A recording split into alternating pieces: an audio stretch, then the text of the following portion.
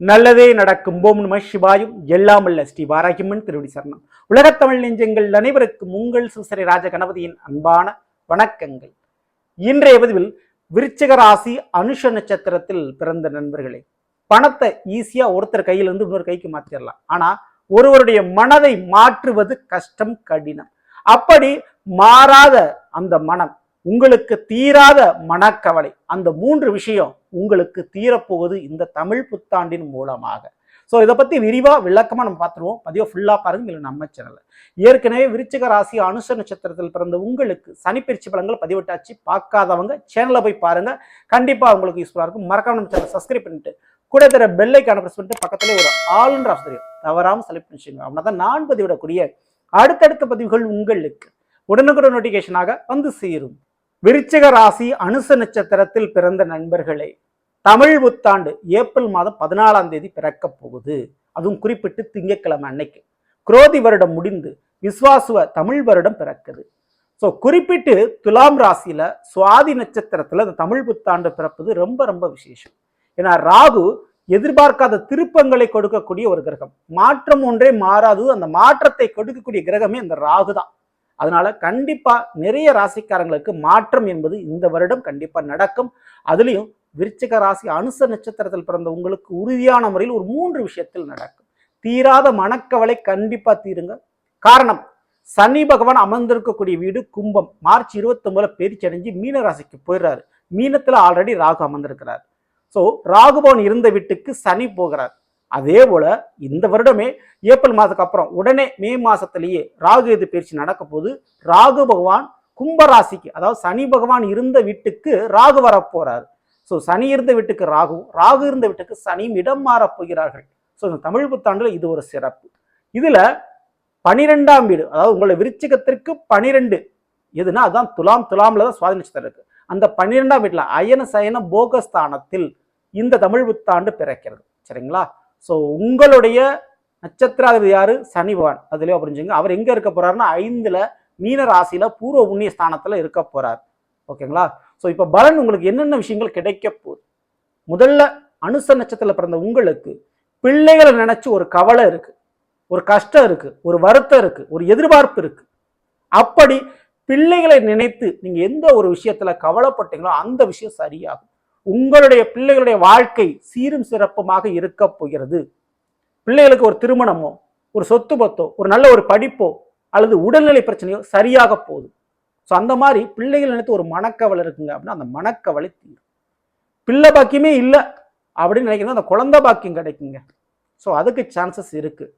So 2வது, உங்கள் மீது ஒரு பழி சொல்லியிருக்கிறாங்க, உங்க மீது ஒரு குறை சொல்லி இருக்கிறாங்க. ஸோ நீங்க ஏதோ ஒரு கடன் வாங்கிட்டு அந்த கடனுக்கு அவமானப்பட்டு கொண்டு இருக்கிறீர்கள். செய்யாத தவறுக்கு சில பழிச்சொல் அவமானப்படுறீங்க. ஒரு சிறை செல்லக்கூடிய அல்லது ஒரு கோர்ட்டு கேஸ்ல சந்திக்கக்கூடிய அவச்சொல்லாம் நீங்க பெற்றுக்கிட்டு இருக்கீங்க அப்படின்னா அது எந்த ஒரு விஷயமாக இருந்தாலும் ஊரார் உங்களை தூசி ஏற்றினால் இப்பொழுது உங்களை புகழக்கூடிய தருணம். கண்டிப்பா அந்த ஒரு சூழ்நிலை மாறும். உங்களுக்கு குறை நிறையாகும். உங்கள் மீது விழுந்த பழி நீங்கும். உங்களுடைய இமேஜ் மாறும். ஸோ சுற்றமும் உறவுகளும் நண்பர்களும் உங்களை பாராட்டி புகழ்வார்கள். ஸோ உங்களை கண்டிப்பா அங்கீகரிக்கக்கூடிய ஒரு நல்ல சம்பவம் நடக்க போதுங்க. எந்த இடத்தில் அவமானப்படுத்தப்பட்டீர்களோ அந்த இடத்தில் தலை நிமிரும் நேரம். ஸோ அப்படிப்பட்ட ஒரு நிலைப்பாடு மாறப்போதுங்க. காரணம், இந்த 5ல் இருக்கக்கூடிய சனி பகவான் உங்களுடைய பெயரை காப்பாற்ற போறார். ஓகேங்களா? பெயர் நிலைப்பாடு மாறும். அது வம்பு வழக்கு கோர்ட்டு கேஸ் பிரச்சனை எதுவாகினும் உங்களுக்கு இப்ப சாதகமாக முடிந்து உங்களுடைய தலை நிமிரும் இந்த வருடத்தில். சரிங்களா? ஸோ 3வது விஷயம் கண்டிப்பா சொல்லக்கூடிய ஒரு விஷயம் ஏன்னா இந்த காதல் கல்யாணம். ஸோ ரொம்ப நாள் அந்த காதல் கல்யாணம், காதல் அமையாதா, கல்யாணம் நடக்காதுன்னு எதிர்பார்த்துக்கிறது அந்த காதல் கல்யாணம் நடைபெறக்கூடிய தருணம் இது. விருச்சிக ராசிக்காரங்களுக்கு கல்யாணம் கண்டிப்பாக நடக்கும். காதல் கண்டிப்பாக கைகூடி வரும். அல்லது காதலால் வீட்டில் ஏதோ ஒரு பிரச்சனை இருக்குன்னா அந்த பிரச்சனை சரியாகும். அதுக்கு வாய்ப்பு உண்டு.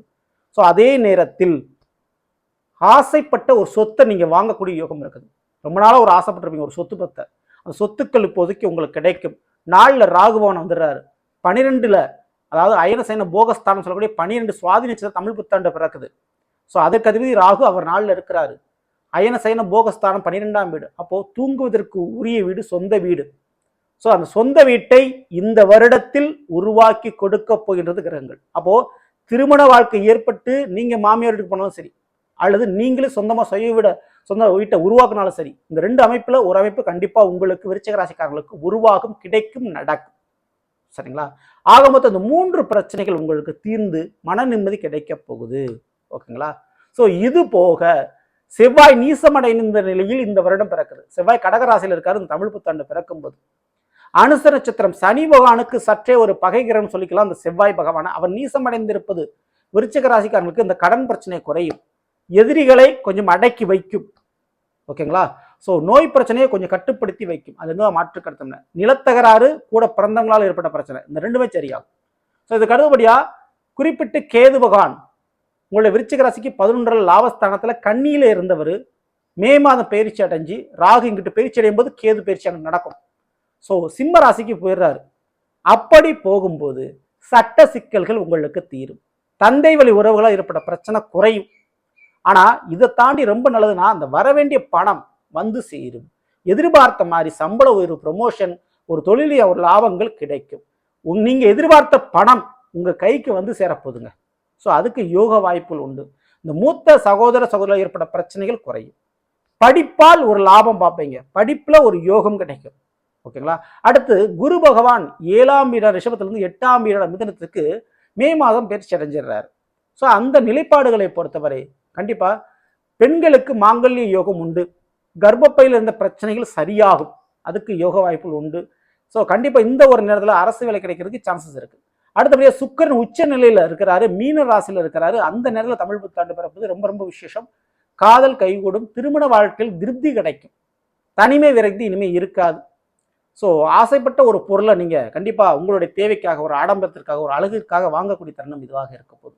ஸோ அதுபோக புதன் நீசமடைந்த நிலையில் இந்த வருடம் பிறக்குது. புதனும் அங்க மீன ராசியில தான் இருக்கிறார். சரிங்களா? புதன் நீசமடைந்து இருக்கும்போது வார்த்தை விஷயத்தில், வாக்கு விஷயத்தில் கவனம் தேவை. அனுச நட்சத்திரத்தில் பிறந்த நீங்கள். சரிங்களா? ஸோ அதுல மட்டும் கவனமா இருந்துங்க. அதே போல வரக்கூடிய அந்த பணம், நீங்க எதிர்பார்த்த அந்த பண லாபங்கள் கிடைக்கும் போது அது கவனத்தோடு செலவழிப்பது அவசியம். ஆற்றில் போட்டாலும் அளந்து போடணும்னு சொல்லுவாங்க, அதை எப்பவுமே மனசுல வச்சுக்குங்க. ஆடம்பரத்திற்காக அல்லது கௌரவத்திற்காக, தன்மானத்திற்காக ஒரு கோவப்பட்டோ பணம் காசை செலவழிச்சிடாதீங்க. அதுல எப்பவுமே கணக்கு வழக்கோடு எடுத்துக்கிறது நல்லது. கொஞ்சம் கணக்கு போட்டு செலவழிப்பது இந்த வருடத்தில் விருச்சிக ராசி அனுச நட்சத்திரத்தில் பிறந்தவர்களுக்கு தேவையான ஒரு விஷயம். ஸோ கணக்கு போட்டு செலவழிங்க, அதுல மட்டும் கவனமா இருந்தால் போதும். தமிழ் புத்தாண்டுக்கு பிறகு நிச்சயம் உங்களுக்கு மென்மேலும் நன்மைகள் உங்களுக்கு நடக்க எந்த மாற்று கருத்துல. நீங்க பண்ண வேண்டிய, செய்ய வேண்டிய வழிபாடு, பிரார்த்தனை, தெய்வங்கள். ஸோ அதனை பொறுத்தவரை கண்டிப்பா அந்த அனுச நட்சத்திரக்காரங்களுக்கு 5ல பூர்வ புண்ணிய ஸ்தானத்துல சனிவான அமர்றாரு. அதனால கண்டிப்பா குல தெய்வங்களுக்கு ஏற்கனவே செய்ய வேண்டிய பரிகாரம் ஏதாவது, வேண்டுதல் ஏதாவது இருந்தால் அதை செஞ்சு முடிச்சிருங்க. 2வது இஷ்ட தெய்வமா இருந்தாலும் சரி, குல தெய்வமா இருந்தாலும் சரி, அந்த தெய்வத்தினுடைய ஆலயங்களுக்கு உங்களால் முடிந்த உழவார பணி அல்லது அந்த ஆலயத்தினுடைய கட்டுமான சம்பந்தமான விஷயத்துக்கு நீங்க ஹெல்ப் பண்ணுங்க. அல்லது அந்த ஆலயத்திற்கு அபிஷேகம் அல்லது நீர் சம்பந்தமான தேவைப்படக்கூடிய இந்த குடங்கள் முதல் அல்லது நீருக்கு தேவையான பைப்லைன் போன்ற விஷயங்களுக்கு நீங்களுடைய உபயங்கள் செய்தால் ரொம்ப ரொம்ப உங்களுக்கு நல்லது. சரிங்களா?